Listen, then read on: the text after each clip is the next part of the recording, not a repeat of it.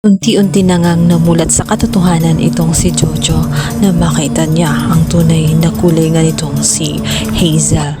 Tama ang kanyang kutob, gumagawa lamang siya ng kwento, ngunit ang punot dulo talaga ay malalim ang kanyang galit sa pamilyang ni Velma at Manuel. Kaya naman siya ay naghiganti at hindi na niya kayang sikmurain pa. Hindi na niya kaya na maging sunod-sunuran kay Hazel.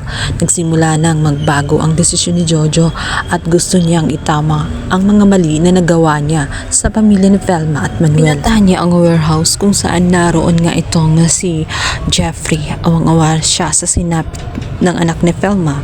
Kaya naman gumawa siya ng paraan kung paano makatakas nga itong si Jeffrey. Galit man si Jeffrey nung una nang makita na nagtataksil sa kanila itong si Jojo dahil nga pinagkatiwalaan nila ito ng buong pamilya, itinuring na kaibigan, subalit siya pala ay isang kaaway. Ngayon, nakagawa ng paraan itong si Jojo. Napaalis niya ang mga bantay. Binigyan niya ito ng pera para mag-inuman muna sandali at magpainit muna sa labas. Hanggang sa nagawa niya ang kanyang mga plano. Nung una ay halos bubugin nga siya ni Jeffrey sa kanyang ginawa. Ngunit binalaan niya ito na wala siyang intensyon na masama sa kanya. Hindi niya ito sasaktan. Magawa lamang siya ng paraan kung paano maitama ang kanyang pagkakamali. At ito ang kanyang nakita na sa oras na makatakas siya ay matutuldukan na ang kasamaan nga nitong si Hazel. At kapag hindi nga niya ginawa yun ay baka matapos ang kanyang buhay kagaya ng sinapit initong si Joel. Hanggang sa dumating na nga ang oras kung saan isinalaysay na nga niya kung anong punot dulo at anong pinagmulan kung bakit pumayag siya na makipagsabuatan dito kay Hazel. Wala sa kanilang mga plano ang manakit at pumatay. Ngunit dahil sa nakita niya na talagang napakasama ni Hazel ay hindi na nga niya kinaya. Ang pagkakaalam kasi niya ay naltrato ang kanyang anak na si Jessica. Yun pala ay hindi. Ngayon ay malalaman ni Manuel ang katotohanan na matagal nang tinatago ni Hazel na hindi talaga anak ni Manuel itong si Jessica kundi anak ni Jojo. Dahil nga sa kanilang paglalakad, ito na rin nalaman ni Jeffrey ang tunay na dahilan ng pagkamatay nitong si Joel, kung saan nalaman ni Joel ang katotohanan at ang sekreto. At may record pa nga ito na video kung saan nakita nga nitong si Joel, nakausap nga itong si Silito.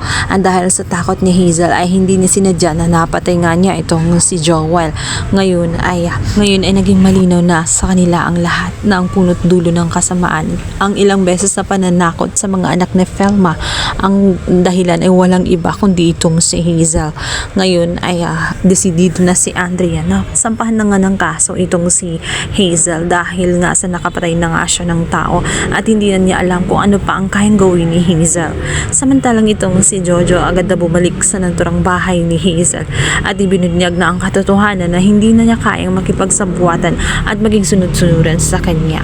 Ang madaling salita ay bumitaw na siya sa kanilang kasunduan.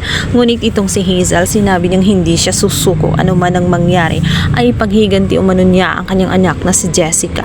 Subalit maya-maya pa ay darating na nga ang mga kapulisan at itong magiging dahilan kung bakit hindi na magawa ni Hazel ang kanyang mga plano, lalong-lalo na at ito nga si Joselito ang nagsasalaysay sa lahat ng mga pinagagawa niya. Na-corner na nga siya at napalibutan na siya, napapaligiran na siya ng mga kapulisan. Kaya wala na siyang takas. Hawak na rin siya nitong si Joselito.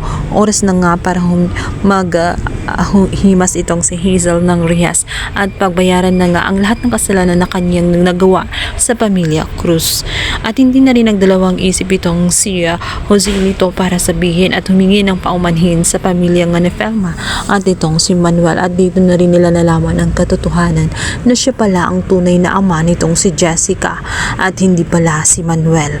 Ginagamit lamang itong si Manuel para naman natili itong si Hazel noong nasa Saudi pa lamang siya.